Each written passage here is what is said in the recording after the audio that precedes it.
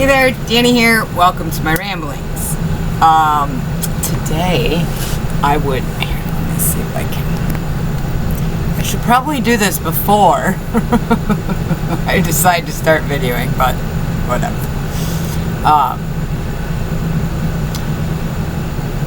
Today I wanted to talk to you about something that I just learned. So, when we're on... and I'm going to say YouTube specifically because, well, that's where I saw all of this, was talking about weaponized ignorance. And I was like, what the hell is that? So I start watching all these different videos on it. And the truth is, I don't know why it needs a new set of words. Maybe because people aren't listening. People aren't acknowledging the reality of this. But it's manipulation. Why are we giving it another meaning? Why are we using something different? Are people not understanding? I mean, if you really want to get technical, and here's the thing that irritated me about it, was everything that I saw was directed towards men. Which is true. There are a lot of men, and I learned this raising two sons, that they will pretend they don't know how to do something, so then you'll do it for them. And it's learned, they learned this at home, that they could manipulate the situation and get what they wanted, so they just went into adulthood and did the same thing.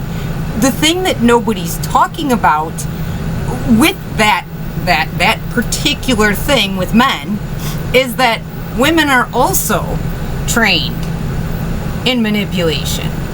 They're trained on how to seduce and how to pretend like they're wholesome and pure so they'll attract a good man with good income. I mean, for generations, that's pretty much what this has been, is just manipulation.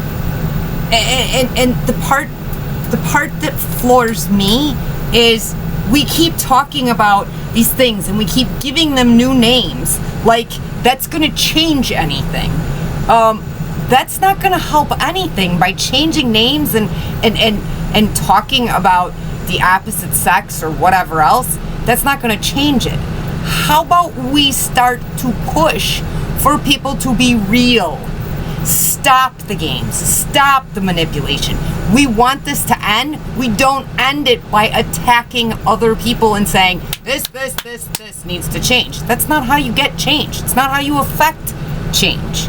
You affect change one specific way. You affect it by being real, being honest, being true, having integrity, being a decent person. And here's why it affects change. Because you can't fight that. My great friend Andy Fox, before he died, he had told me anytime I was going through a divorce at the time, and he had told me anytime that I got frustrated with the situation, he says, there's only one rule that you have to remember. One rule, he told me. He says, kill him with kindness. He says, you can't fight kindness. It makes you look like an asshole. Okay, that's true. So, if the only way to affect change, honestly, is loving kindness, compassion, then why the hell are we constantly battling against each other?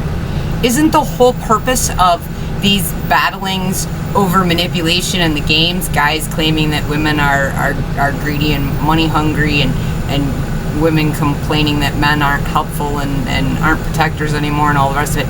How is that getting us to change? How is that changing anything? It's not. It's bringing awareness to the problem. We don't need awareness. We already know what the problems are. They've been... our grandmothers made these same bitches. So how are we affecting change if all we keep doing is talking about the problem and sharing what the problem is? Where are the people with the solutions? Because I don't know about you, but my whole life I've always wondered, why are we constantly talking about the problem? The problem's here. We all know what the problems are. How about you, media, business, government, individuals, everybody? How come everybody's not coming with solutions? Instead, it's all about manipulation and control. And guess what? If you can't even control your damn self, how are you going to control other people? Because, I mean, let's just look at what goes on in the media right now. They're attempting to control everybody by the arguments and the problems and everything else in our government. But where are the solutions? Where are the solutions?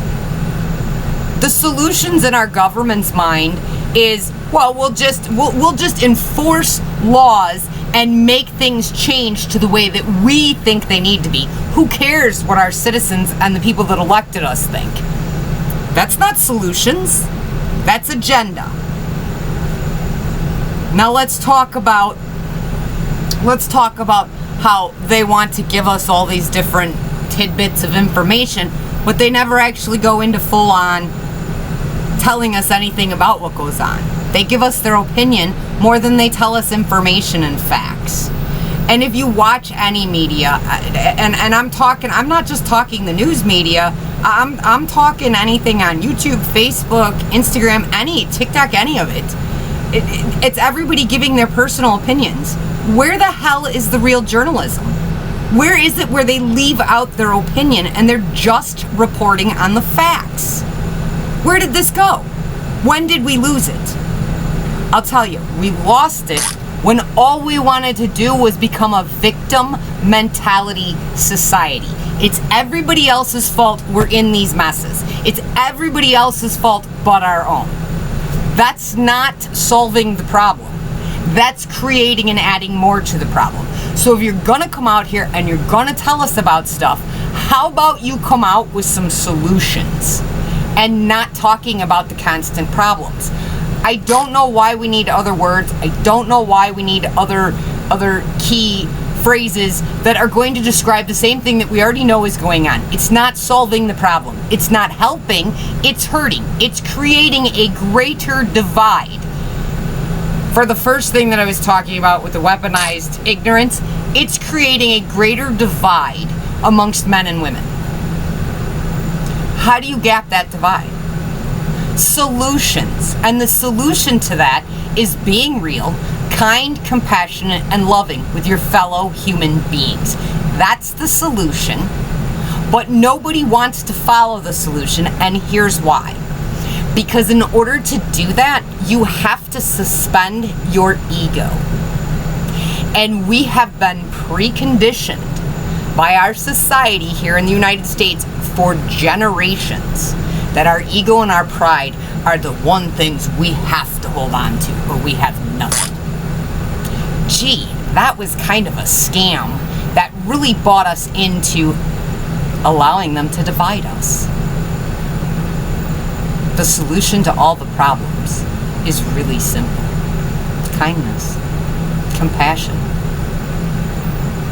That's what we need. We don't need all this division. And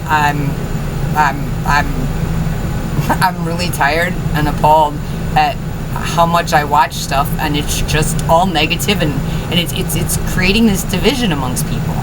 And I don't want the division. And if you don't want the division either, and you're tired of dealing with all of this manipulation and all this victim mentality, and I'm not talking real victims of crime or abuse. I'm not talking to them at all. I'm talking about these other people.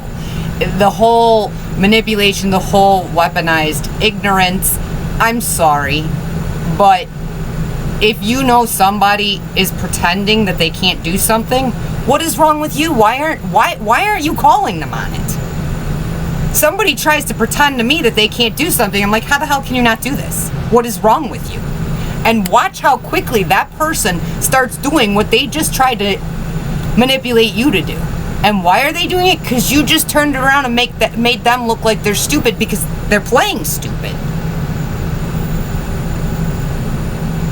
If you feel the same way I do about all this crap, feel free to reach out, because I'd love to meet my soul tribe, because I'm just getting floored by all this negativity and all this victim mentality and all this let's change and add new words and whatever else to keep this divide going. Because we can claim all we want that the government divided us.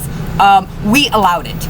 We let it happen, and we're still allowing it to happen. So we got to get out of the victim mentality. Unless you have been physically, mentally, emotionally hurt by a criminal or somebody doing criminal behavior, you really don't have the right to sit in your victim mentality. Get over it. The truth is, we're all victims at some point in our life. Whether you stay in that mentality or you don't is your decision. That's what free will is.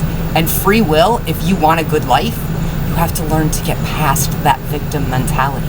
You have to cry and you have to go through those licking the wounds, and then you can move on. And it doesn't affect you anymore. But we've got $1 billion, if not more, industry that says, here, you have mental problems.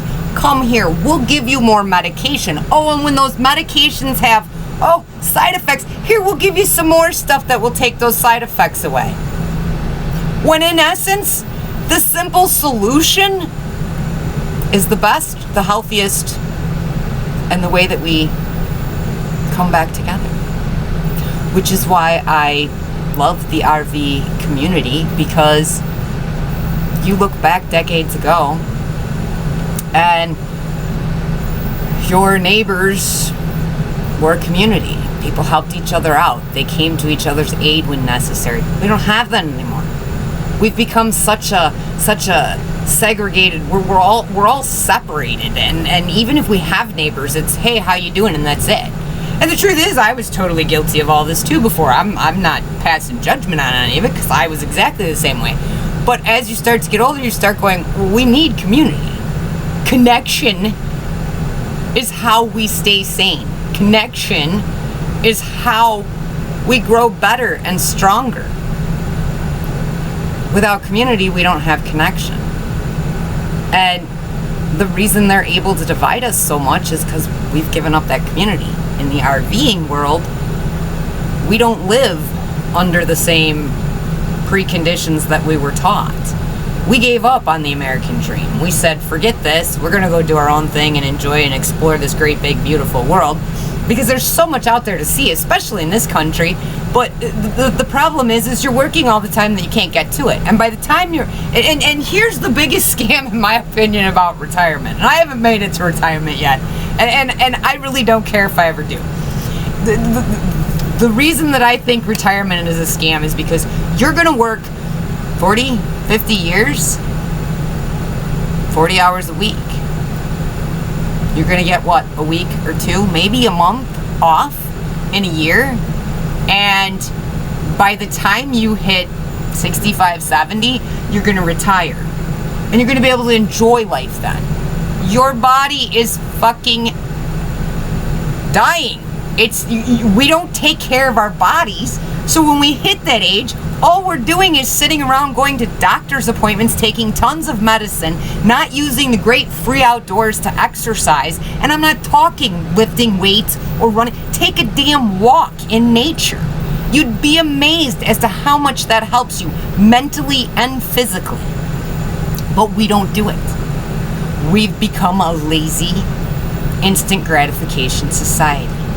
And so you work 40, 50 years just so then when you retire, you're stuck, limited on what you can do because you've beat up your knees and your back, and you've got carpal tunnel, and you've got all kinds of other ailments because you worked for all these years. Now you're stuck because you can't enjoy it. You never got to enjoy it. But you're supposed to pass on down to the new generations that this is a great way of life. I knew in my 30s that this life just didn't seem normal. So this is why I love the RV life. It's a bunch of people and a community of people that aren't chasing the American dream, they're chasing their own dream. They're chasing their own happiness, their own contentment, and they're finding joy and happiness. And that's what this is all about. So with that, I'm going to leave you for the time being so you can think over and mull over what I said. If you agree, feel free to reach out. If not, I'll be back in a day or two. Have a great day. Love you guys.